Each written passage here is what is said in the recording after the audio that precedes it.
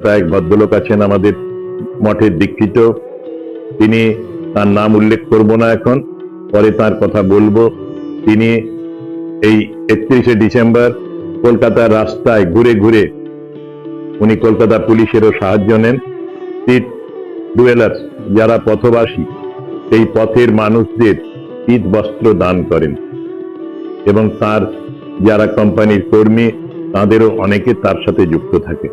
অনেক মানুষকে, হাজারো মানুষকে উনি শীত বস্ত্র দান করেন। শিশু, বৃদ্ধ, সবাইকে, আবাল বৃদ্ধ বনিতা শিশু সকলেই তার মাধ্যমে শীতের বস্ত্র পায়।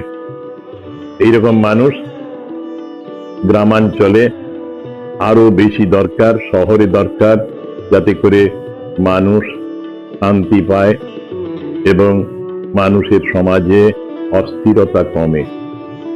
আমি মাঝে মাঝে নিজে ভাবি, চুরি, ডাকাতি, অস্থিরতা, সাম্প্রদায়িকতা এগুলো সব চলে যায়। এগুলো তো নেতিবাচক জিনিস। ইতিবাচক কাজের মাধ্যমে রামকৃষ্ণদেব বলতেন, পূর্ব দিকে এগিয়ে গেলে পশ্চিম দিকটা পেছনে থাকে। পূর্ব দিক মানে পজিটিভ, ইতিবাচক, গঠনমূলক, সেবামূলক কাজ যত করব তত নেতিবাচক, ধ্বংসাত্মক, হিংসা, খুন, রক্তপাত এইগুলো কমবে।